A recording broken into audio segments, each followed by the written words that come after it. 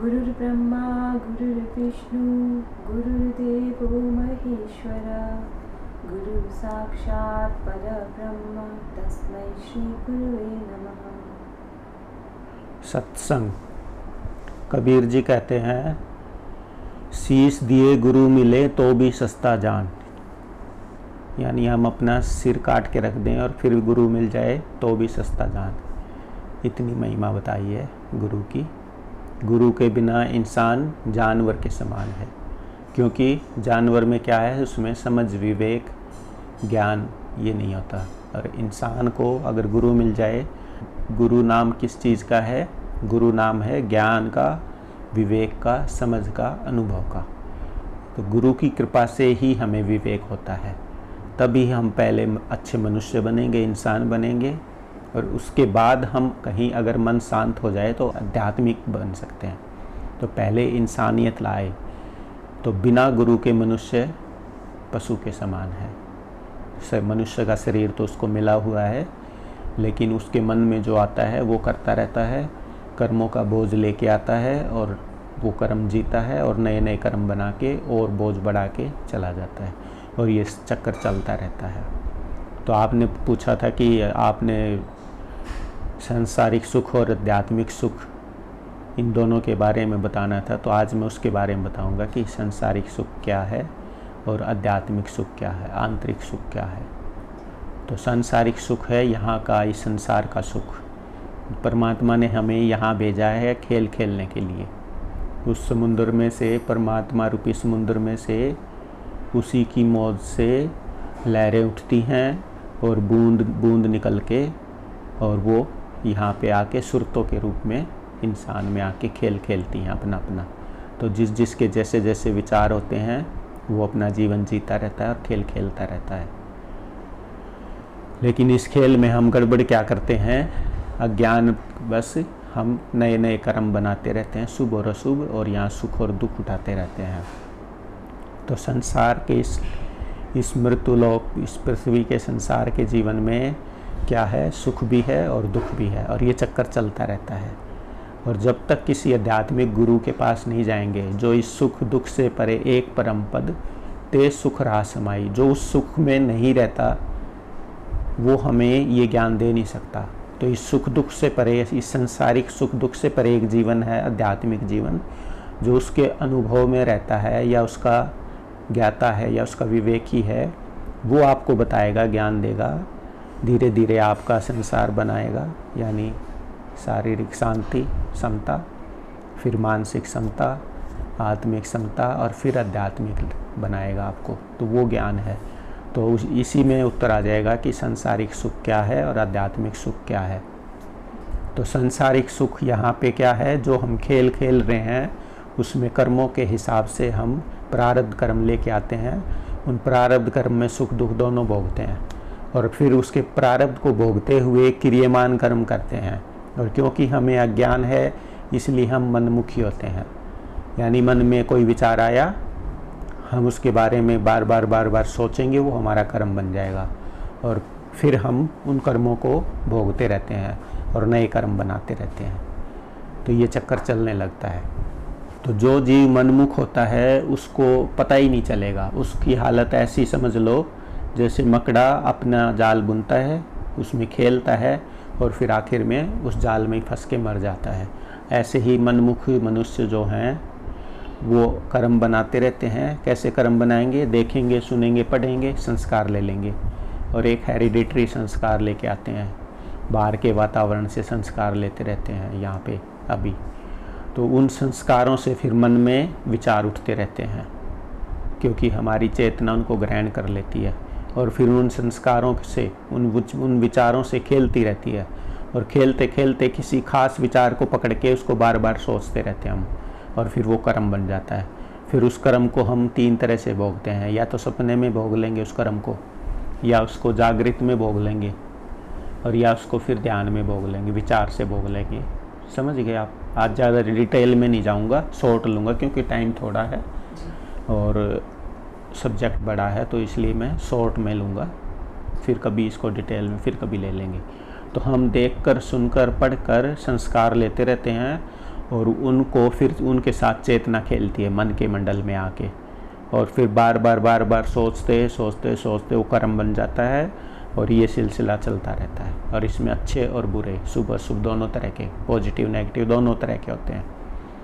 तो सांसारिक सुख क्या है आप अच्छे से समझते हो, फिर भी मैं बता देता हूँ। जैसे बेटा अच्छे नंबर से पास हो गया तो हम खुश हो जाएंगे, या बिजनेस में लाभ हो गया खुश हो जाएंगे, या जॉब में प्रमोशन हो गया खुश हो जाएंगे, और अच्छा पति मिल गया, अच्छी पत्नी मिल गई कोई, या अच्छा मकान मिल गया तो हम खुश हो जाएंगे। ये संसारिक है।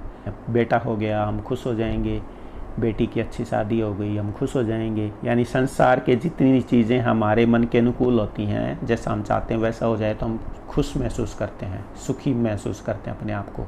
लेकिन इसके साथ में दुख भी जुड़ा है। संसार में ये है, सुख दुख दोनों होते हैं। इसके अपोजिट भी है। जैसे अच्छा पति मिला तो एक दिन वो बिछड़ेगा तो फिर दुखी हो जाएंगे। बेटा हुआ तो किसी दिन वो मन दुखाएगा बड़ा होके, तो फिर हमने तो इतना लाड किया उसका, और बड़ा होके कहा नहीं मानेगा तो फिर हम दुखी हो जाएंगे। और धन आया है तो फिर हमें ये, धन आया तो सुख हुआ, अब फिर हमें ये चिंता होगी कि इसको और बढ़ाएं, या ये चिंता होगी कि ये कहीं चला ना जाए। फिर ये चला गया तो फिर और दुखी हो जाएंगे। इसलिए ये जो सांसारिक सुख हैं उनके साथ दुख भी जुड़ा है। यानी जैसे अच्छी सेहत है तो हम परवाह नहीं करते, उस सेहत का आनंद ले रहे हैं, और जो मन में आया मनमुखी होके कुछ ना कुछ कर्म करते रहते हैं, और फिर सेहत खराब हो जाती है। जैसे मन में आया कुछ खाना है, अंट संट खा लिया और खूब एंजॉय किया, और फिर कुछ टाइम तक तो बॉडी उसको ठीक है हैंडल कर लेती है, और एक टाइम आता है कि बॉडी गिव अप कर देती है, तो इंडाइजेशन हो जाएगा, बीमारियां घेर लेंगी, तो दुख हो गया ना सुख के साथ। तो ये संसारिक सुख है, यहाँ का इस लोक का सुख है। तो सुख थोड़ा है और दुख ज़्यादा है। जैसे काम भोगते हैं तो बहुत सुख मिलता है, थोड़ी देर के लिए सुन लग जाती है, सब कुछ भूल जाते हैं हम। तो यहाँ का सुख परमात्मा ने थोड़ा सुख दे दिया और उसकी कीमत ज़्यादा चुकानी पड़ती है। अब ज़्यादा काम भोगेंगे तो फिर मैंने सारे सत्संगों में बताया हुआ क्या हालत हो जाएगी, दुखी हो जाएंगे, बहुत दुखी हो जाएंगे, और ज़्यादा भोगेंगे और दुखी हो जाएंगे। यानी ये संसारिक सुख की एक सेल्फ लाइफ है, आज की भाषा में कहें। यानी इसको भोगेंगे हम, फिर दुखी हो जाएंगे ये उसके बाद कुछ टाइम बाद। तो यहाँ सुख भी है और दुख भी है, ये जुड़ा है। कबीर जी ने इसको रहस्य में ऐसे कह दिया, तन दर सुखिया कोई न देखा, जो देखा सो दुखिया हो, उदय अस्त की बात कहता हूँ, सबका किया विवेका हो। लास्ट में वो कहते हैं, कहें कबीर सुनो भाई साधो, संत सुखी मन जीती हो। तो वो ये कहते हैं कि इस संसार में कोई भी हो, घाटे बादे सब कोई दुखी है। यानी कोई थोड़ा दुखी है, कोई ज़्यादा दुखी है। तो क्या हुआ है, मैं क्या कहना चाह रहा हूँ, इस संसार में जो हमें सुख मिलता है, खाने में, पीने में, देखने में, या किसी चीज़ के मिलने में, या इसको शॉर्ट में कह लो कि हमारे मन के अनुकूल हो जाए जब बात, तो हम सुखी हो जाते हैं। लेकिन क्योंकि हमें ज्ञान नहीं है, मनमुखी है, इसलिए मन के प्रतिकूल भी घटनाएं घटती हैं।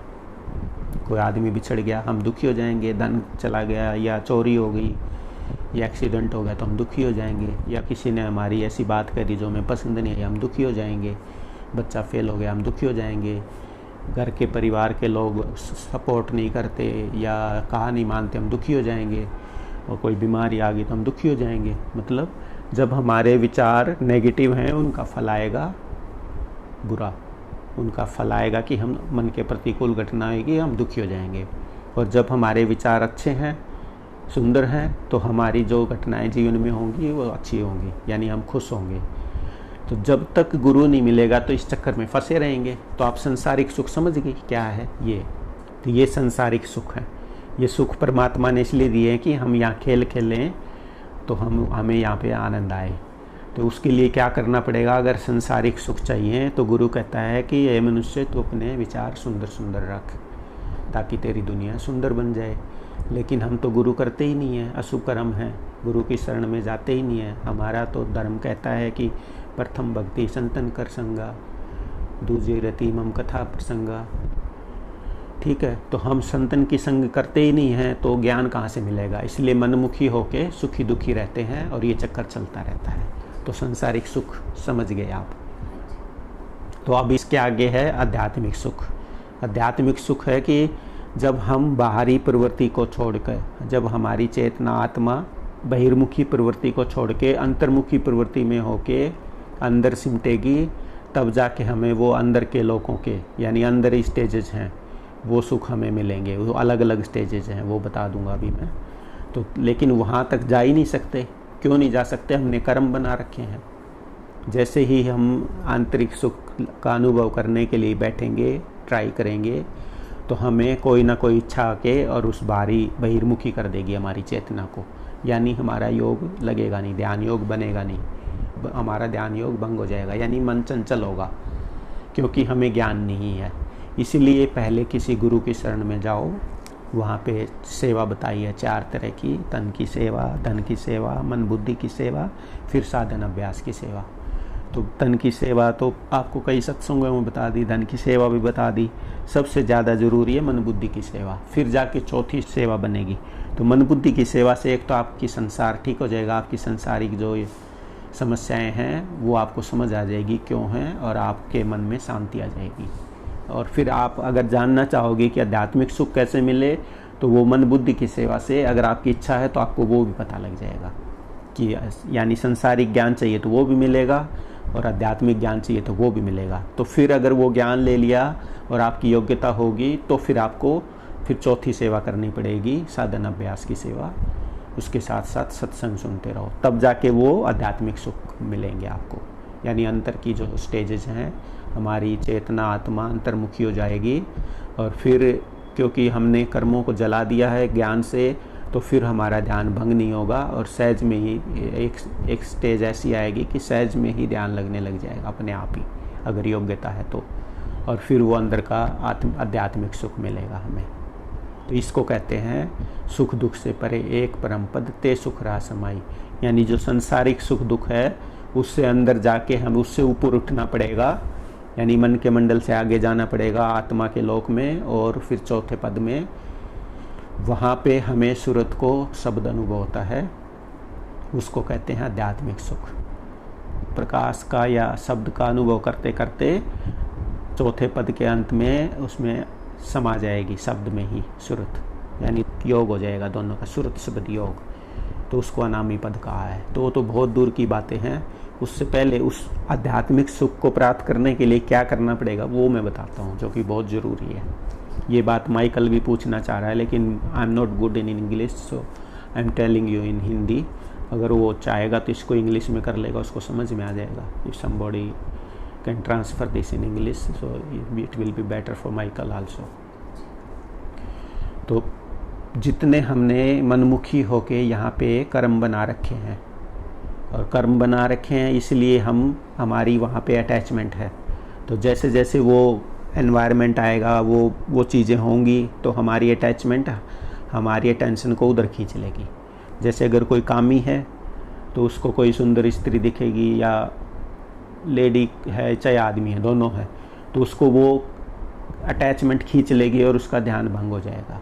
तो वो ध्यान योग करना चाहेगा तो ध्यान योग नहीं बनेगा, क्योंकि कामुकता से जो हमारा ब्रेन है वो ठीक से फंक्शन नहीं करता। जो वाइटल एलिमेंट्स हैं वो डिस्चार्ज हो जाते हैं ब्लड में से। वो जो हमारा सीमन है या जो लाइफ फोर्स है वो ब्लड में से बनती है। और जब उसको हम ज़्यादा सुख, इस संसारिक सुख में ज़्यादा खर्च कर देते हैं, तो हमारे ब्रेन में जो फंक्शन करने के लिए वाइटल एलिमेंट्स चाहिए उनकी शरीर में कमी हो जाती है। तो उससे मन चंचल हो जाता है, यानी मन की क्षमता खत्म हो जाती है। तो ऐसे आदमी का तो ध्यान बनना असंभव है, बनेगा ही नहीं। तो क्या करना पड़ेगा? जिसने कामुकता से इस संसारिक सुख को लेके, कामुकता के सुख को लेके अपने ब्रह्मचर्य का नाश किया है, चाहे शारीरिक रूप से या मानसिक रूप से, अगर वो आध्यात्मिक सुख लेना चाहे तो पहले उस खोई हुई एनर्जी को रिगेन करे और फिर आगे उसको ना खोए। तो ये कोई खाला का घर नहीं है, इसमें बहुत समय लगता है। जो हमने बच्चे पैदा किए हैं या जो अटैचमेंट रखी है वो एकदम नहीं जाती है, वो बहुत गहरा कर्म बना हुआ होता है, आदत पड़ी हुई होती है। तो उसको धीरे धीरे धीरे धीरे गुरु कृपा से, गुरु के ज्ञान से उस कर्म को काटना पड़ेगा हमें। बार बार बार बार इच्छा करके दृढ़ शक्ति का विल पावर को बढ़ाना पड़ेगा, और फिर एक समय आएगा कि हम उससे कर्म से बच जाएंगे। कैसे? अब ज्ञान की अग्नि से कर्मों को जला के भस्म करना होता है। कैसे करना होता है? मैंने एक दिन पूछा महाराज जी से, मैंने कहा महाराज जी मेरे को ये आध्यात्मिक सुख कब प्राप्त होगा? तो मेरे जो ये कर्म हैं ये इनसे कैसे पार पाऊंगा? तो वो कहते हैं मेरे को तेरे सभी शुभ अशुभ कर्म हैं वो ज्ञान की अग्नि में जलकर भस्म हो जाएंगे। तो वो मोटी बात बता देते थे, गूढ़ रहस्य बता देते थे, लेकिन डिटेल में नहीं खोलते थे, क्योंकि एज बहुत हो गई थी, बूढ़े हो गए थे बेचारे, और कितना ABCD वो पढ़ाते नहीं थे। वो चाहते थे कि इनको ऊंचे से ऊंचा ज्ञान दे जाऊं समय रहते, नहीं तो अगर डिटेल में जाऊंगा तो लेट हो जाएगा, फिर इनको ये बड़े बड़े संस्कार नहीं दे पाऊंगा, ऊंचा ज्ञान नहीं दे पाऊंगा। इसलिए वो मेरे को संस्कार देंगे कि भी तेरे शुभ अशुभ कर्म ज्ञान के अग्नि में जलकर भस्म हो जाएंगे। अब इस बात को खोल के नहीं बताया उन्होंने, तो मेरे को कई साल लगे इस बात को समझने में कि ये क्या कह रहे हैं, इस बात का मतलब क्या है, कि क्या ज्ञान की अग्नि होती है और वो कर्म जलकर कैसे भस्म होएंगे। और चलो अशुभ भस्म कर लो, शुभ भी भस्म करने पड़ेंगे ज्ञान की अग्नि में। तो बड़े बड़े संत आते हैं, बहुत ऊंचा ऊंचा ज्ञान होता है उनके पास। इसलिए कबीर जी ने कहा है कामी तेरे, कितना ही महाकामी है वो भी, उसका भी एक न एक दिन उद्धार हो सकता है। कामी तेरे, क्रोधी तेरे, पापी तेरे अनंत, यानी कामी है, क्रोधी है, लोभी है, पापी है, तर जाएगा, उसका बेड़ा पार हो जाएगा अगर सत्संग लेके अपने कर्मों को ज्ञान की अग्नि में जला दे तो। मन साफ हो जाएगा, मन वचन कर्म से तो पवित्र होना हमें, बस फिर क्या है, फिर तो आत्मा तो पवित्र है ही, सुरत तो पवित्र है ही, उसकी अनुभूति हो जाएगी। फिर क्या कहते हैं? आनुपासक कृतगण निगुरा तरेना नाम रटंत।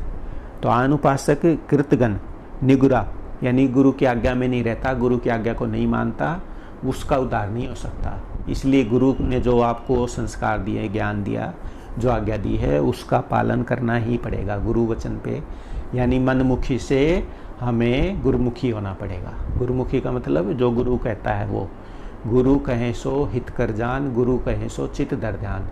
तो जब तक हम गुरु की बात को नहीं मानेंगे, उसको मानेंगे कब? जब उसको समझेंगे। समझेंगे कब? जब उसको सुनेंगे, गुनेंगे, समझेंगे, फिर उसको इम्प्लीमेंट करेंगे, तो हमारा कल्याण होगा। तो हम कामी हैं, बेशक क्रोधी हैं, लोभी हैं, मोही हैं, हमारा कल्याण हो जाएगा।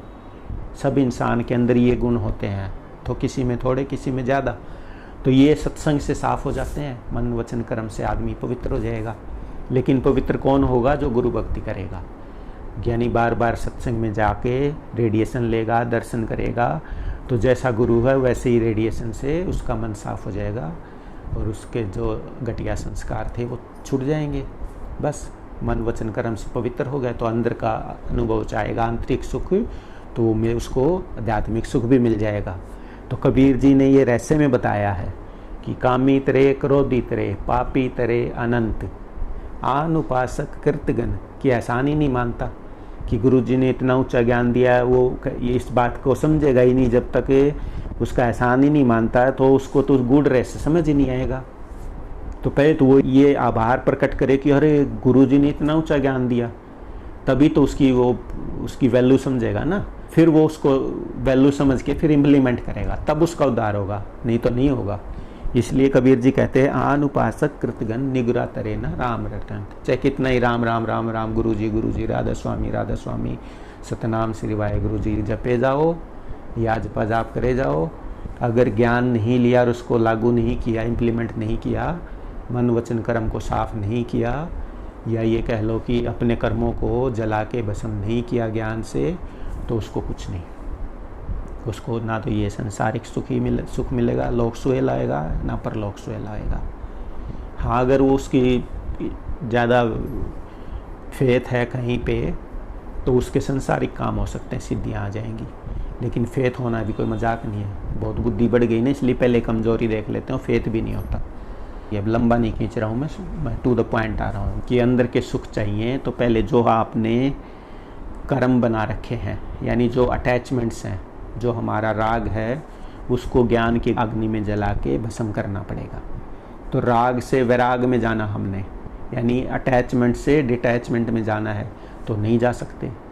इसके लिए फिर क्या किया संतों ने, राग से अनुराग करा दिया कि आप दुनिया की अटैचमेंट है, उस अटैचमेंट को गुरु से लगा दो, उस प्यार प्रीति को गुरु से लगा दो। उसको क्या कैसे लगेगी वो, उसको जब हम समझेंगे कि तुम ही हो माता पिता, तुम ही हो बंधु, तुम ही सखा हो, तुम ही हो विद्या द्रविणम, तुम ही हो मम सर्वम देव देव। यानी ऐसा समझेंगे कि भाई बंधु पिता माता सब कुछ आप ही हो, तुम ही हो विद्या, जो मुझे बुद्धि आई है सभी वो आपने, तुम ही हो द्रविणम, धन दौलत भी तुमने दी है, सब कुछ तुमको ही अर्पण है, तुम्हारा ही ये सब कुछ, तुम ही हो विद्या द्रविणम, तुम ही हो मम सर्वम देव, सब कुछ आप ही हो।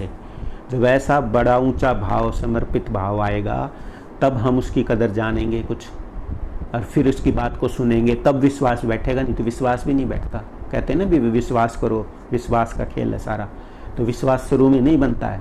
जब हम उसकी कुछ कदर करेंगे, उसकी बात को ध्यान से सुनेंगे, तब जब वो बात कही हुई सही होगी तब विश्वास बैठता है। तो ऐसे विश्वास नहीं बैठता, पहले श्रद्धा होनी चाहिए, फिर उसकी बात सुनेंगे, वो सच्ची होंगी, तब हमारी बुद्धि कहेगी ठीक है, तब विश्वास बैठेगा।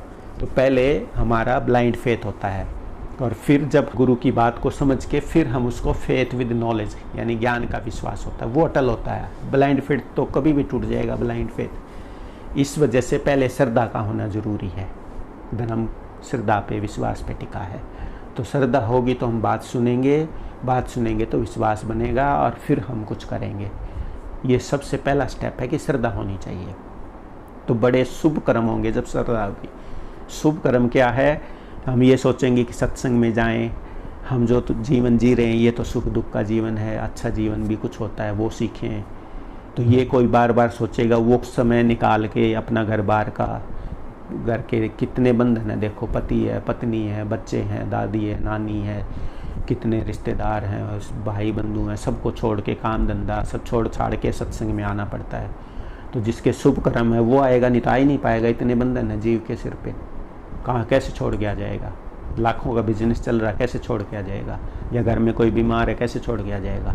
मैं ये नहीं कह रहा संसार की ड्यूटी ना करो, करो, लेकिन संसार में ही फंसे रहे तो उसी में फंस के मर जाएंगे मकड़े की तरह। इसलिए समय निकाल लो, इसलिए ज्ञान ले लो, संतन कर संगा, संतन की संग करो विद फेथ। पहले ब्लाइंड फेथ होगा, फिर जब हमें ज्ञान मिलेगा तो फिर फेथ विद नॉलेज हो जाएगा, फिर विश्वास अटल हो जाएगा। उसको कहते हैं निश्चयात्मक बुद्धि, कि अभी हाँ भाई यही ठीक है। तब हम ज्ञान, तब हमारी स्टार्टिंग होगी ज्ञान लेने की। तब तक कुछ नहीं, आए जाओ जाए जाओ आए जाओ, नाम लेके फिरते हैं। 50-50 साल 60-60 साल हो गए और मैं देखता हूँ कुछ नहीं आता उनको, वहीं के वहीं है। ना गुस्सा गया, ना दुख गया, ना जीवन में शांति आई, आध्यात्मिक की शांति सुख तो छोड़ दो आप, उनको कुछ फ़ायदा नहीं होता। तो हमें सबसे पहले फेथ हो, फिर विश्वास हो, और फिर हम संग करें, और फिर गुरु भक्ति करें। और गुरु भक्ति में उसकी बात को सुन के, और कब सुनेंगे, जब उसको परमात्मा समझें। वो परमात्मा नहीं है, suppose there is no God but make one, मान लो कि ये परमात्मा है, वो है नहीं है, हमें इस झगड़े में नहीं पड़ना है। रामायण में लिखा है, छल छिद्र मोहे नहीं भावा, सरल हृदय सो मोहे पावा। भाव ये है कि जो सरल हृदय से बात सुनेंगे उनको जल्दी समझ आ जाती है। जितने काट छाँट करते हैं ना, बुद्धि ज़्यादा लगाते हैं, उनको और देर लगती है। तो अगर आपकी श्रद्धा है, विश्वास है, तो सीधे जब गुरु आपको सीधा रास्ता बताने लग रहा है तो करना क्या है, बात को सुनो, गुरु भक्ति करो, समझो उसको, बार बार उसको सुनोगे समझोगे तो दिमाग में बैठ जाएगी आपके। और जब ज्ञान ही हो गया, ज्ञान क्या है अब वो समझ लो। ज्ञान है, आपको ज्ञान है कि आग में हाथ डालेंगे तो जल जाएगा, इसलिए कभी आग में हाथ डालते हो? नहीं डालते ना, ये ज्ञान है। मान लिया किसी को रसगुल्ला खाने की आदत है, रसगुल्ला सामने आते ही वो कहेगा एक तो खा ही लेता हूँ। अब वो मान लिया कभी ऐसा हुआ कि उस रसगुल्ला आया, उसने तोड़ा, अंदर मक्खी निकली, तो खाएगा वो, क्योंकि उसको ज्ञान हो गया ये तो बीमार कर देगा, तो छोड़ देगा। ये ज्ञान है। एक और बता देता हूँ, आप रोड पे चलते हो तो गटर का मेन होल खुला है मान लिया, तो हम कभी पैर डालते हैं उसमें? नहीं डालते ना, हमें पता है कि पैर डालेंगे पैर टूट जाएगा या गंदा हो जाएगा, इसलिए हम साइड से निकल जाते हैं। तो ये ज्ञान है कि किसी चीज़ का आपको ज्ञान हो जाए कि ये ऐसा करूँगा तो ये होगा, तो उस फट आपको विवेक आ जाएगा, वो आप कर्म नहीं करोगे। ऐसे गुरु से ज्ञान लेना पड़ेगा। क्या ज्ञान लेना पड़ेगा कि आपकी क्या क्या कहाँ कहाँ अटैचमेंट हैं जो आपको बांधती हैं, जो आपके ध्यान को भंग करती हैं। जब आप ध्यान लगाने बैठते हो, चौथी भक्ति करने बैठते हो या तीसरी भक्ति करते हो मन बुद्धि की या साधन अभ्यास की, तब उस समय आपकी इच्छाएं आपकी चेतना को नीचे ले आती हैं, क्योंकि आपको अटैचमेंट है। यानी जैसे किसी को धन का अटैचमेंट है, लोभी है, तो जैसे ही ध्यान करने बैठेगा, सत्संग सुनने बैठेगा, ध्यान तो बहुत आगे की बात है, सत्संग सुनने बैठेगा, ध्यान से सुनेगा, इमीडिएट उसके माइंड में थोड़ी देर तो सुनेगा और तुरंत फिर उसके माइंड में आएगा, अरे वहाँ माल भेजना था, उसकी बिल्टी रह गई, उसको ये कलर देने थे, ये 2 कलर मिस कर दिए। यानी उसको वो बिजनेस आ जाएगा सामने। या कोई कामी है तो थोड़ी देर सत्संग सुनेगा, फिर उसको इमीडिएट काम मुक्ता का विचार आ जाएगा। या ज़्यादा मोह है तो उसको और मोह का विचार आ जाएगा। यानी जिस जिस चीज़ से अटैचमेंट है वो चाह हमारी चेतना को ऊपर नहीं जाने देगी, अंतर्मुखी नहीं होने देगी। जैसे ही ध्यान करने बैठेंगे या सत्संग सुनेंगे, वो चाह हमें नीचे खींच लाएगी। और जिसका ब्रह्मचर्य गिरा हुआ है उसका तो मन इकट्ठा नहीं होगा, उसका तो ब्रेन शांति नहीं होगा, ब्रेन फंक्शन ही ठीक से नहीं करेगा, वो तो दुखी रहेगा। वो तो छोड़ दे इस बात को। तो जैसे ही हम सत्संग करने बैठते हैं, सुनने बैठते हैं, ज्ञान लेने बैठते हैं, तो कोई ना कोई चाह आके हमारी मन की चंचलता की वजह से हमारा मन इकट्ठा नहीं होता और जो हमारी अटैचमेंट्स हैं वो नीचे ले आती हैं हमें। यानी मन बिखरा होता है, हमारा मन चंचल होता है। और इसका मुख्य कारण है ब्रह्मचर्य का नाश, चाहे शारीरिक हो या मानसिक हो। तो सबसे पहले अगर आपको संत मत में आना है, गुरु मत में आना है, तो जो सेलिबेसी लूज की है उसको गेन करो, रिगेन करो, उसको फिर से उस शक्ति को इकट्ठा करो। जो गई वो तो गई, अब रिगेन करो ताकि आपका मन स्थिर होने लग जाए। उसके तरीके हैं अलग अलग। मन को वश में करना है तो योग का सहारा लें। ये महाराज जी ने कैलेंडर में लिख रखा है। ये कैलेंडर अगर 36 सूत्र हैं, इनको रोज़ कोई पढ़ ले तो आधा ज्ञान तो इसी में भर दिया महाराज जी ने। लेकिन कोई वैल्यू नहीं करता, पढ़े हैं घरों में। अगर ये सूत्र रोज़ ध्यान से पढ़ लिए जाएं तो इसमें इतना ज्ञान भरा पड़ा है, मुझे साल भर लगा इसको डिकोड करने में, समझने में।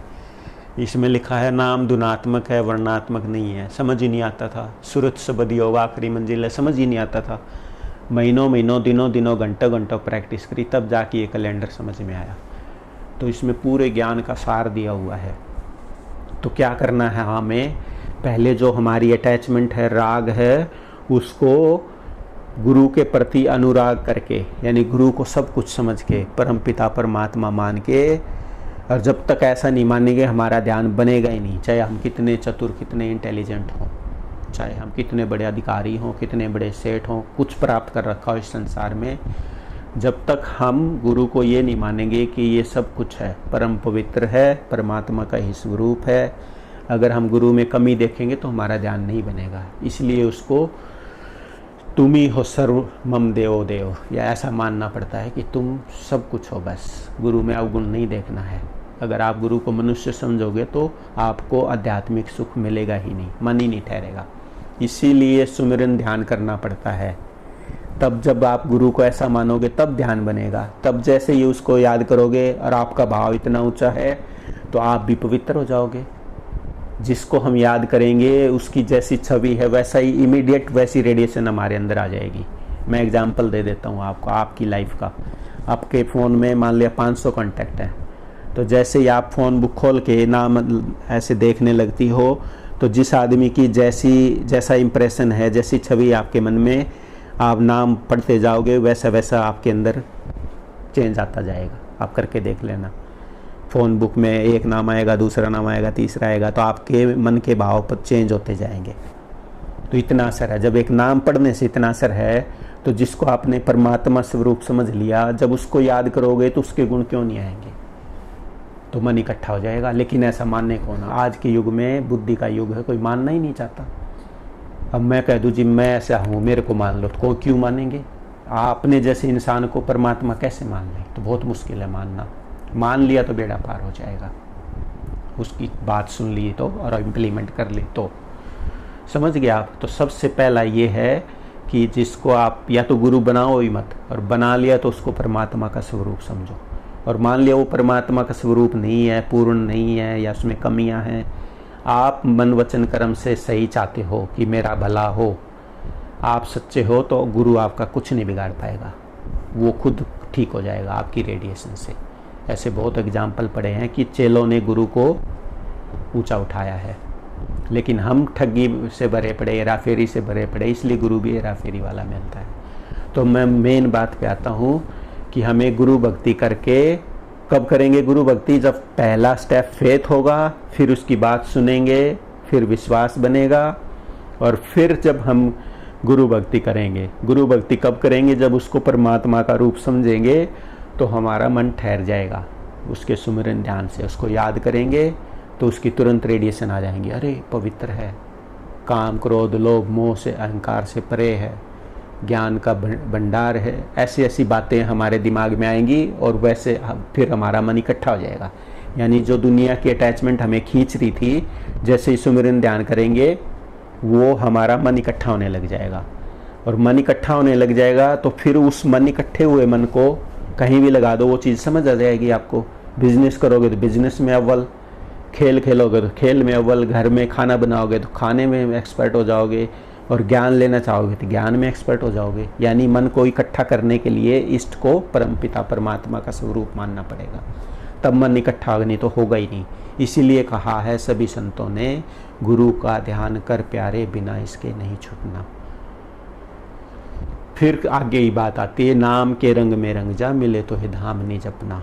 तो गुरु का ध्यान बनता ही नहीं, सुमिरन बनता ही नहीं। करके देख लो, थोड़ी देर सुमिरन बनेगा और फिर हमें कुछ याद आ जाएगा कि बच्चे को जॉब पे भेजना है, बाहर से मैकेनिक बुला रखे हैं, ये काम करना है, फिर हम संसार में उलझ जाते हैं। इसलिए बैलेंस करो, दोनों हाथों में लड्डू रखो, संसार को भी संभालो और अपने इस ज्ञान मार्ग को भी संभालो। मैं ये नहीं कह रहा एक तरफ झुक जाओ, एक तरफ झुक जाओगे तो एक ख़त्म हो जाएगा। संसार को भी ख़त्म नहीं करना है और ये ज्ञान का मार्ग भी नहीं छोड़ना है, इसलिए बैलेंस रखो।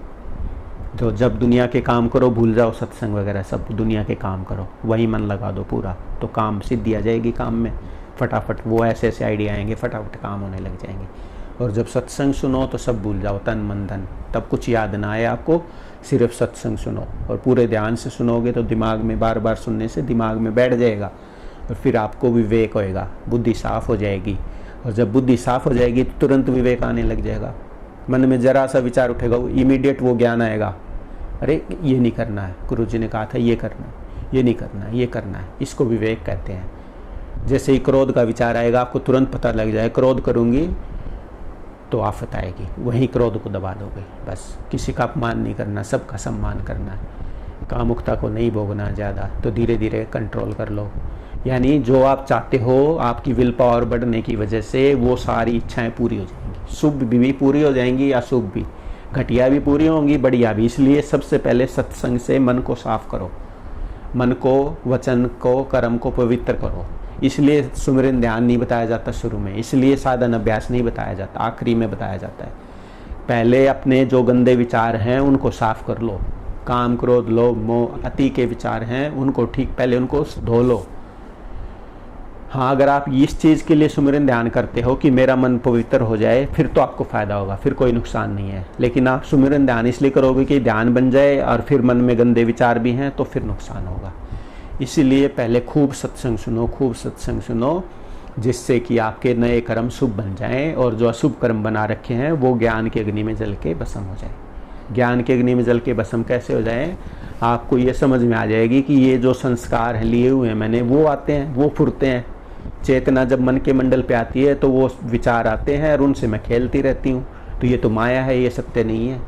जब वहाँ से चेतना हट जाएगी तो विचार पड़ा रहेगा, उसमें फंसेगा ही नहीं। हम मन के मंडल में लाके सूरत को और फिर विचारों के साथ खेलते हैं और फिर सुखी दुखी होते रहते हैं। तो उसको अलग करना है, उसको चेतना को मन से ऊपर उठाना है। तो कब उठाएंगे? जब हमारा मन ज्ञान ले लेके जितने भी अशुभ कर्म हमने बना रखे हैं, जितनी अटैचमेंट्स हैं वो गिरानी पड़ेंगी। इसको कहते हैं ज्ञान की अग्नि में जला के शुभ कर्मों को भस्म कर दो। तो बार बार सत्संग सुन के आपकी बुद्धि साफ होएगी और फिर विवेक आएगा, और विवेक से फिर जब जैसे ही वो सिचुएशन आएगी वहीं तुरंत आपको पता चल जाएगा what to do, what not to do, do's and don'ts. तो आपको पता चल जाएगा ये करना है ये नहीं करना है। तो आप मन में उसको मन में ही काट दोगे तो एक्शन में होगा ही नहीं फिर वो। तो ये ज्ञान से ऐसे कर्मों को, अटैचमेंट्स को जलाना पड़ता है। और ये एक दिन का काम नहीं है, इसमें बहुत मेहनत करनी पड़ती है, टाइम लगता है। लेकिन गुरु मिले तो क्या कमाना। गुरु मिल गया तो देखो जरा सी बात में ही, जरा सी बात कह के आपके ऐसे ऐसे कर्मों को ख़त्म कर देगा, आपका मार्ग आसान हो जाएगा। ये नहीं है कि कुछ नहीं करना पड़ेगा, लेकिन ज़्यादा आपको मत्थापच्ची नहीं करनी पड़ेगी। जैसे मेरे साथ हुआ कि बहुत से कर्म तो उन्होंने जरा सी चलते फिरते बात कही और मेरे दिमाग में बैठ गई और वो झंझट ख़त्म। इसीलिए कहा कि गुरु मिले तो क्या कमाना। तो आप ये समझ गई, जितनी अटैचमेंट्स हैं, अशुभ कर्म है, खासकर काम, क्रोध, लोभ, मोह की अति के, गुस्से के, नफरत के, ईर्ष्या के, ये सब विचार हमें पहले छोड़ने पड़ेंगे। जो इनसे भरा पड़ा है वो तो हवा खाए, उसको तो आध्यात्मिक ज्ञान की प्राप्ति हो ही नहीं सकती, बल्कि वो तो अपना नुकसान और करेगा, उसको तो मानसिक शांति भी नहीं मिलेगी। इसीलिए पहले लोक को सुखी बनाओ, तब परलोक सुहेला होगा। तो क्या करना है आपको, गुरु भक्ति करो। और कब, उसको परमपिता परमात्मा का स्वरूप वो परमपिता परमात्मा नहीं है, वो परमपिता परमात्मा जो सुप्रीम शक्ति है वो तो वहाँ है, वो यहाँ नहीं है, वो तो वहाँ है। लेकिन गुरु क्योंकि ध्यान करके और उससे मिल गया तो उसी का स्वरूप हो जाता है। वो हम माने ना माने वो तो है, हमारे मानने से फ़र्क थोड़े पड़ेगा। वो तो जब अनामी में जाता है या चौथे पद में जाता है कोई भी ध्यान योग से, तो उसी परमात्मा का स्वरूप हो जाता है, वही ईश्वरीय गुण आ जाते हैं उसमें। लेकिन मनुष्य शरीर में तब तक मनुष्य शरीर का बंधन है, और हम वो मनुष्य के गुण देख के और उसकी कदर समझते ही नहीं, सब उसकी मानता को समझते ही नहीं है। तो आप समझ गए, अपने गुरु को परमपिता परमात्मा का स्वरूप समझ के और फिर मन को, वचन को, कर्म को साफ करना पड़ेगा।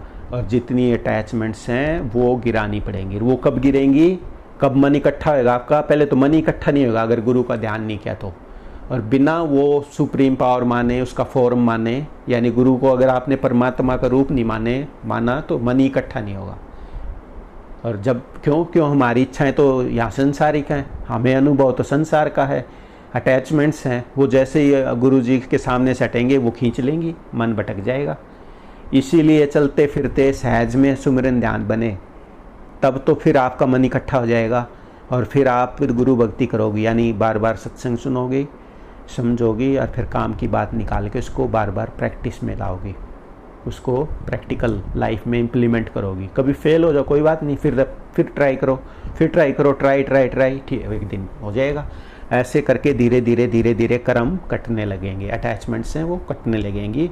और जब हमारा मन पवित्र हो जाएगा, जो चंचल प्रवृत्ति है, बहिर्मुखी प्रवृत्ति है, वो अंतर्मुखी होएगी, तब अंदर के साधन।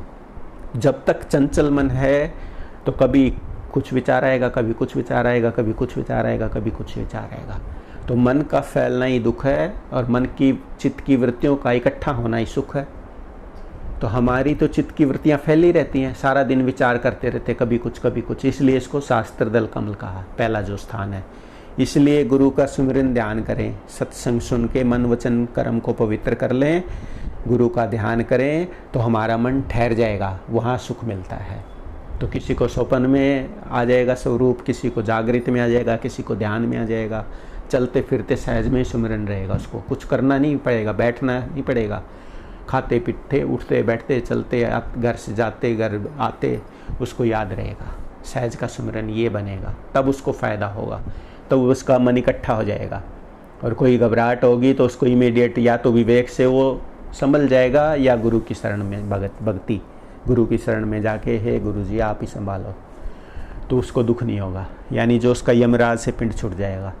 धर्मराज की शरण ले ली ना, तो ये पहले स्थान पे भी अगर किसी का ध्यान बन जाए तो उसकी जो 1000 तरह की वृत्तियाँ फैली हुई थी, 1000 तरह के विचारों में, वो वृत्ति इकट्ठी होकर उसको सुख का अनुभव होगा।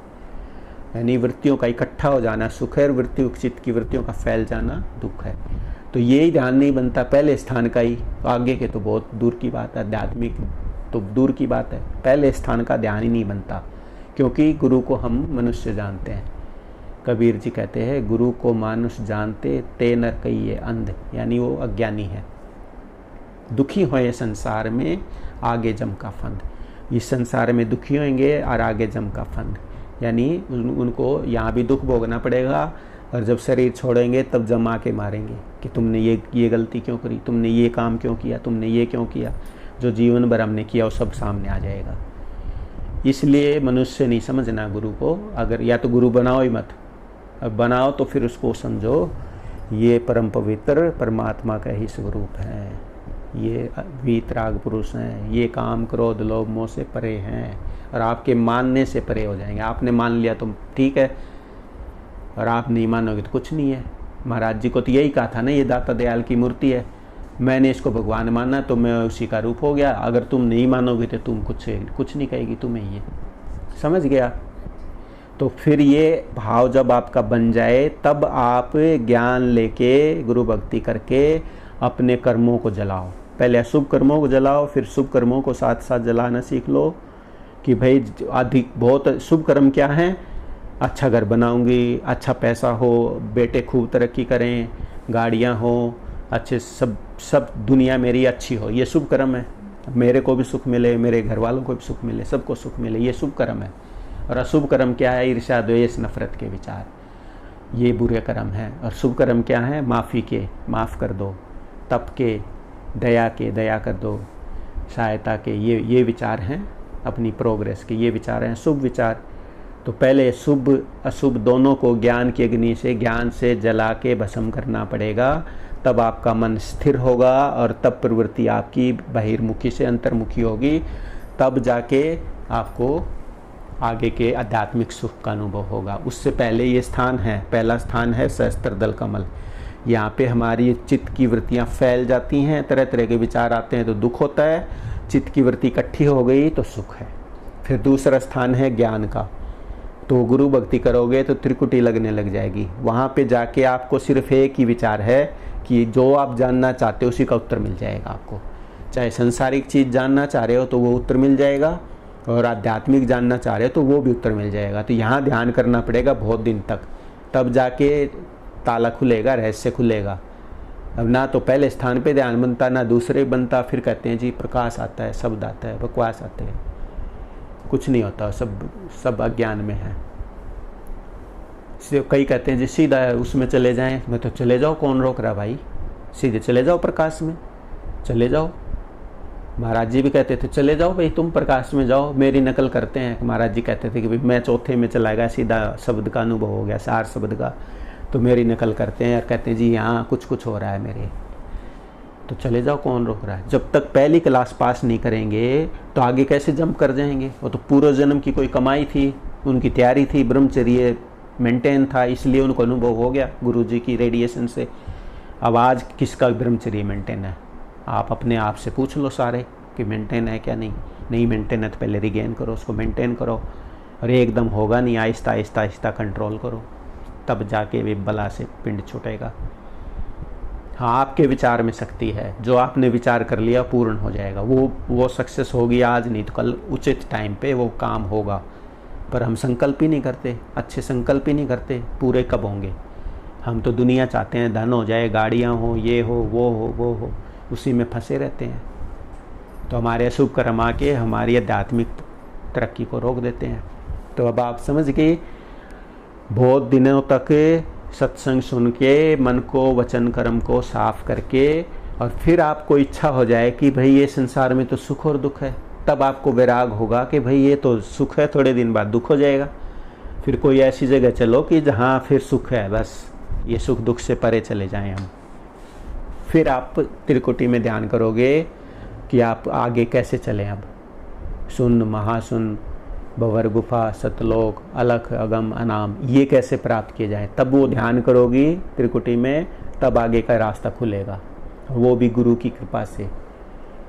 जब सतगुरु बहे सहाय तब राधा स्वामी शरण गहा, ऐसा कहा संत मत में, राधा स्वामी मत में, कि बिना गुरु की गाइडेंस के अगर ध्यान करोगे तो पगले हो जाओगे।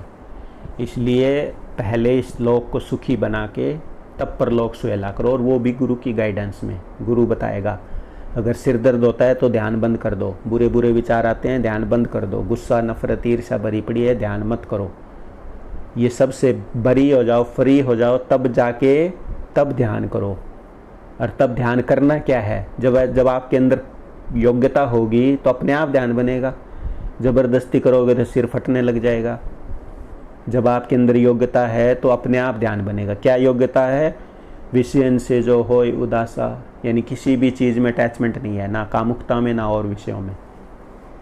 विषयन से जो होय उदासा, परमार्थ की जामन आशा है, यानी वो भगवान को या उस परम तत्व को, आत्मा परमात्मा का ज्ञान को जानना चाहता है, अनुभव करना चाहता है। परमार्थ की जामन आशा, धन संतान प्रीत नहीं जाके, संतान भी रहे धन रहे लेकिन उसको प्रीत नहीं है, अफेक्शन नहीं है, उससे फंसा हुआ नहीं है उसमें। धन संतान प्रीत नहीं जाके, जगत पदार्थ चाह नहीं ताके, संसारिक चीज़ें नहीं चाहता वो। ये नहीं चाहता कि इतना धन और आ जाए, इतने मकान, इतनी कोठियाँ, इतनी गाड़ियाँ और आ जाएं। उपराम हो गया, डिटैच्ड हो गया, उसको समझ आ गया, रूप समझ आ गया माया का कि भाई ये सब तो यहीं छोड़ के जाना है। ये तो यहाँ पहले स्थान पे ध्यान करो, इच्छा करो, बार बार इच्छा करो, ये सब मिल जाएंगे, लेकिन वहीं मत रुके रहो, आगे चलो। अब आप कह रही थी ना कि सांसारिक सुख और आध्यात्मिक सुख के बारे में बताओ, तो सांसारिक सुख जब आप लेके उपराम हो जाओगे तब आध्यात्मिक सुख में जाना, तब तक जा ही नहीं सकते। तो जब सांसारिक सुख सारे देख लिए और फिर आपको अनुभव हो गया भाई ये तो ऐसा ही मामला है, तब आप फिर आगे चलो। तो उसकी योग्यता है, क्या योग्यता है? विषय से जो होए उदासा, यानी कामुकता से फ्री हो गया। नहीं फ्री है तो पहले कर्म काटो अपना, वो जो अटैचमेंट बना रखी उससे दूर हो जाओ, उसको धीरे धीरे कंट्रोल करो, और उसको बिल्कुल छोड़ना पड़ेगा आध्यात्मिक होना है तो। और मान लिया संसारिक सुख भी चाहिए तो उसको कंट्रोल करना पड़ेगा, और जो उसमें फंसा हुआ है वो तो हवा खाए, उसका जीवन तो नरक है। तो क्या है योग्यता, क्या बताई है? विषय से जो होय उदासा, परमार्थ की जामन आशा, धन संतान प्रीत नहीं जाके, जगत पदार्थ चाह नहीं ताके, तन इंद्रिय आसक्त नहीं होई, भूख नींद आलस जिन खोई। तन इंद्रियों की, जो हमारी इंद्रियां, कर्म इंद्रियां, ज्ञान इंद्रियां, उनमें फंसता नहीं है, मतलब किसी भी विषय में और किसी भी स्वाद में नहीं फंसता है वो, उसको तो बस ये है। तन इंद्रिय आसक्त नहीं हुई, नींद भूख आलस जिन खोई, विरह बाण जिन हृदय लागा, खोजत फिरे साध गुर जागा। मतलब उसको लगन लग गई, नींद भूख आलस जिन खोई, उठते बैठते यही है कि बस कैसे समझ लूँ, कैसे आगे के आध्यात्मिक सुख लूँ, कैसे मेरे दर्जे पास हों, कैसे प्रकाश में जाऊं, कैसे शब्द में जाऊं, कैसे मन को साफ करूं। यानी वो जानना चाह रहा है, जिज्ञासा है उसको, जिज्ञासा है तभी तो मिलेगा, नहीं तो कैसे मिलेगा। तन इंद्री आसक्त नहीं होई, नींद भूख आलस जिन खोई, विरह बाण जिन हृदय लागे। उसको समझ आ गया कि अरे ये दुनिया तो ऐसी है भाई, छोड़नी पड़ेगी एक दिन, हवा निकली और गए। तब उसको विरह बाण लग गया कि ओहो भाई ये तो मैं तो धोखे में था। अब खोजत फिरे साध गुरु जागा, अब उसको ये पता चल गया कि भाई आगे का ज्ञान भी है कुछ, तब वो किसी साध को खोजेगा, किसी संत को खोजेगा। साध फकीर मिले जो कोई, करे सेवा करे दिल जोई। अगर फिर उसको साध फकीर मिलेगा, कोई ऐसा आध्यात्मिक अनुभव मिल जाएगा, उसकी इच्छा है ना, क्योंकि वेर देरी जे विल देरी जे वे, जहाँ चाह वहाँ राह। अब उसकी ज़बरदस्त इच्छा है कि कोई साध फकीर मेरे को आगे का रास्ता बता दे, तो उसको मिल जाएगा। अब जब साध फकीर मिल जाए, करे सेवा करे दिल जोई, अब उसकी सेवा करो क्योंकि हमें ज्ञान चाहिए, करे दिल जोई, उससे मन लगा ले और फिर उससे ज्ञान। ऐसी करनी जाकी दे के आप आए सतगुरु तिस मिले। जिसकी ऐसी करनी होगी उसको अपने आप सतगुरु आके मिल जाएंगे घर बैठे, क्योंकि परमात्मा तो वो तो सब में है, अंश रूप में। हमारी जो सूरत है ये यूनिवर्सल है, सब में है वो। आपकी जैसी डिमांड है वैसी सप्लाई हो जाएगी, अपने आप कुदरत आपके पास जहाँ आपका काम होना है वहाँ ले जाएगी। कुछ नहीं करना, सिर्फ गहरी इच्छा हो कि मेरे को कोई ऐसा साधु संत मिले जो मुझे ये ज्ञान दे दे। तो जब आप ये योग्यता लेके आ जाओगे, ये योग्यता चाहिए, जब आपके अंदर ये योग्यता आ जाएगी तब आपका मन स्थिर हो जाएगा और फिर अपने आप आंतरिक अनुभव होने लग जाएंगे, सुन लग जाएगी। जब आपके अंदर कोई ज़्यादा इच्छा चाह ही नहीं है, ब्रह्मचर्य की शक्ति ठीक है, तो और आपने ज्ञान की अग्नि से कर्म जला के भस्म कर दिए हैं, तो जब आप ध्यान करोगे या सत्संग सुनोगे तो अपने आप आपका ध्यान बन जाएगा, अपने आप आगे के दर्जे खुल जाएंगे। क्या होगा? पहला ध्यान लगेगा सुन का। सुन में क्या है? मस्ती, नशा सा रहेगा। मेरा कई बार लगता रहता है, ऐसे है जैसे बोतल पी रखी है, बस नशा, कोई चिंता फिक्र कुछ नहीं। ये चांद की चांदनी जैसा प्रकाश आता है। अगर ध्यान, आँख बंद करके ध्यान करो तो चांद जैसी चांदनी आती है, और अगर आँख खुली हैं तो नशा सा रहता है। यहाँ पे खिंचाव होता है, यहाँ पे माथे के बीच के थोड़ा सा ऊपर ऐसे ज़ोर ज़ोर से खिंचाव होता है। और ऐसा हो जाता है जैसे बस नशा करके पड़े हो। तो ये शून्य का ध्यान लगेगा, यानी श्रुत मन के मंडल से निकल गई। फिर आगे महाशून्य है, वहाँ गुप्पन दे रहा है। फिर उसके आगे है भंवर गुफा, वहाँ पे सफ़ेद रंग का प्रकाश आ जाएगा, सोम सोम का शब्द आ जाएगा। वहाँ से आध्यात्मिकता शुरू होगी, स्पिरिचुअलिटी स्टार्ट्स हियर फ्रॉम भंवर गुफा। तो वहाँ पे सफ़ेद रंग का प्रकाश है और मस्ती से भी बहुत ज़्यादा आनंद, ब्लिस जिसको कहते हैं ना, वो शून्य में तो मस्ती है और महाशून्य में तो बिल्कुल बेसुध हो गया, जैसे बहुत ज़्यादा पीलीर कुछ होश ही नहीं में वैसा। और भंवर गुफा में ब्लिस आ जाता है, आनंद। और सतलोक में और ज़बरदस्त प्रकाश है और सफ़ेद रंग का ज़बरदस्त प्रकाश है, सैकड़ों सूर्य जैसा, वहाँ पे आनंद है, ब्लिस है।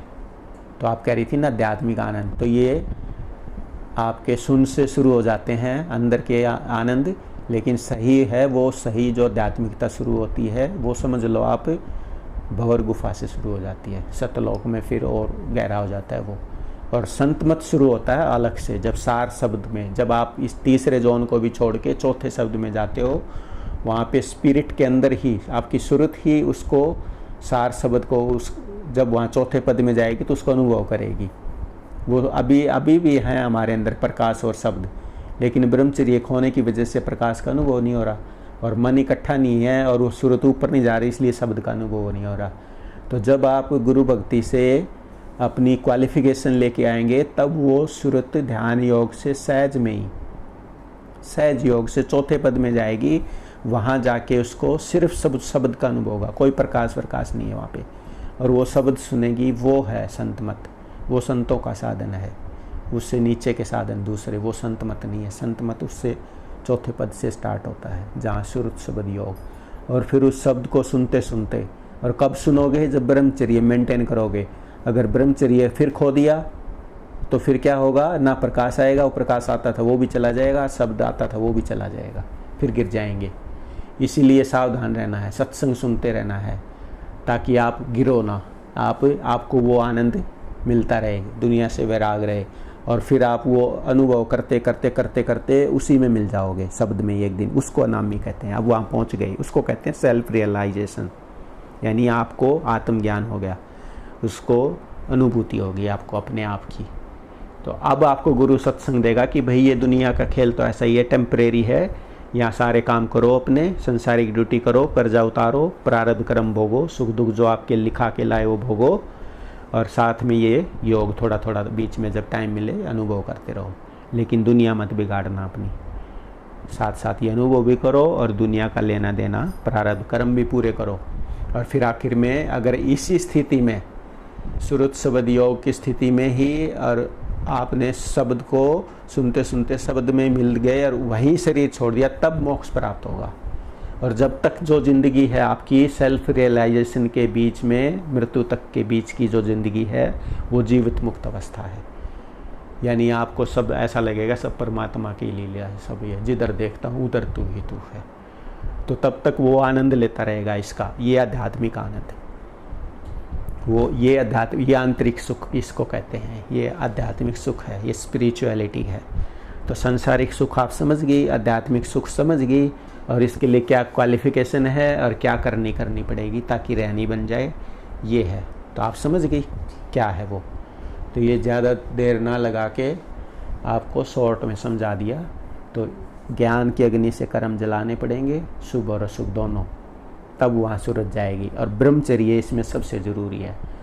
कई मानते ही नहीं है, मैं कहता हूँ ब्रह्मचर्य का पालन करो, कह रहे मैं तो कर रहा हूँ जी, मैंने तो ऑपरेशन करा रखा है। वो तो ऑपरेशन तो शरीर का करा रखा है भाई, मन का तो नहीं करा रखा।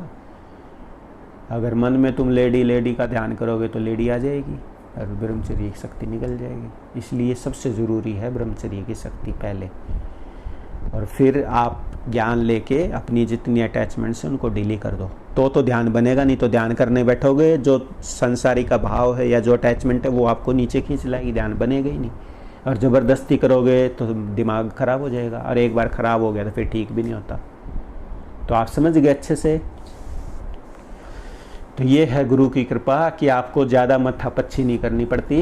इसको कहते हैं गुरु मिले तो क्या कमाना, यानी आपको थोड़े से ही मेहनत में ही सब कुछ प्राप्त हो सकता है। अगर कोई अनुभवी गुरु, ज्ञानी गुरु मिल जाए और गुरु की दया हो जाए, आप सेवा करो, संगत करो, दर्शन करो, सत्संग सुनो, तो ज़्यादा मेहनत नहीं करनी पड़ेगी, बस आपकी श्रद्धा विश्वास का खेल है। समझ गए? ये है, कोई शास्त्र नहीं पढ़ने, कोई वेद पुराण नहीं पढ़ने, कोई मूर्तियाँ नहीं पूजनी, सीधे जाओ, बात सुनो, समझो और उसको इम्प्लीमेंट करो, बस इतनी सी बात है। ये संत मत है। समझ गए? तो स्तुति गुरु की पढ़ो, कृपा करो, महाराज जी लालचंद जी कृपा करके घर बैठे हमारे ऊपर, तो संसार सुखी होगा इनकी कृपा से। तो इसीलिए मैं कहता था इनको बार बार, तुम ही हो माता पिता, तुम ही हो बंधु सखा, तुम ही हो विद्या द्रविणम, तुम ही हो मम सर्वम देवो देवा। तो ये स्तुति इसलिए करी जाती है कि आपको सांसारिक शांति चाहिए तो भी गुरु ज्ञान से मिलेगी, और आध्यात्मिक तरक्की चाहिए, मोक्ष चाहिए तो वो भी गुरु के अधीन है। तो गुरु की महिमा जाने ना ऋषि मुनि। तो ये इतनी बड़ी महिमा है गुरु की कि आपका अगर शुभ कर्म है तो कोई सच्चा गुरु मिल जाए और आपको ज्ञान दे दे तो आपका जीवन सुखी हो जाए। तो जीवित शांति चित्त बसे, अंत में सतगुरु देश। तो पहले जीवन को सुख शांति का बनाओ, बाद में आगे की बात करना। ठीक है? समझ गए? जय गुरुदेव।